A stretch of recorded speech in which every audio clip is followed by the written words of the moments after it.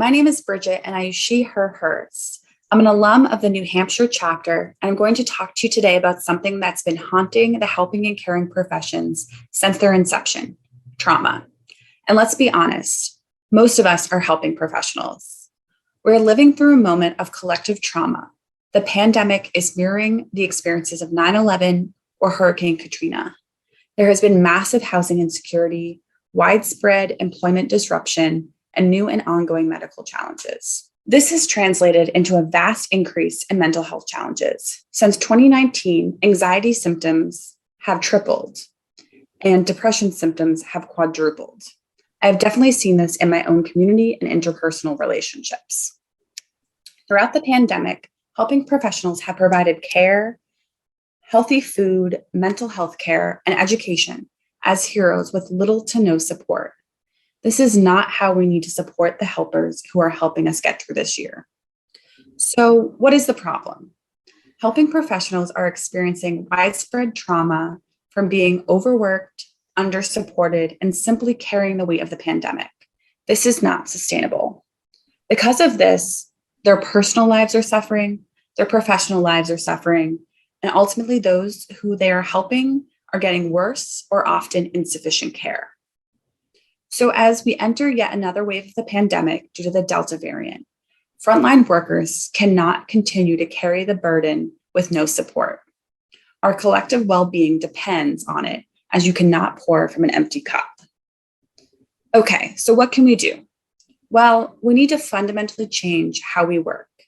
Capitalism has prioritized profit over all else to the point that in a pandemic, hospitals have laid off staff, reduced wages, and gone far beyond their capacities.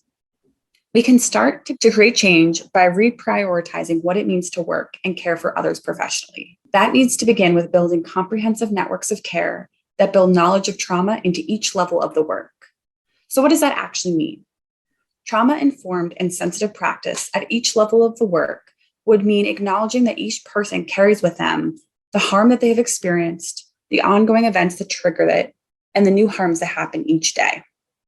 Trauma is the harmful experiences that go beyond day-to-day struggle. It is in the moments in which there is such distress that the usual ways of calming and centering ourselves no longer work. The moments overcome all the usual coping mechanisms, as is the case during the ongoing pandemic.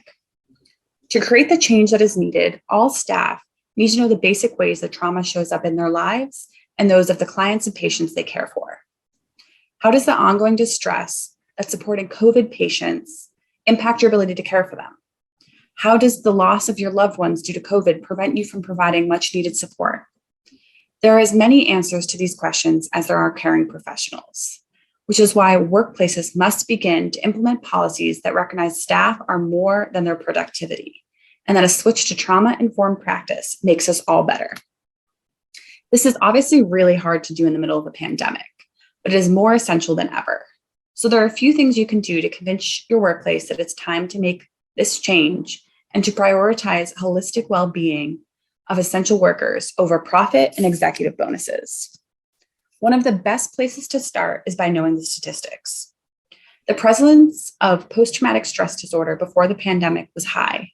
5.7% of those over the age of 13 will experience it in their lifetime, with the number surely increasing.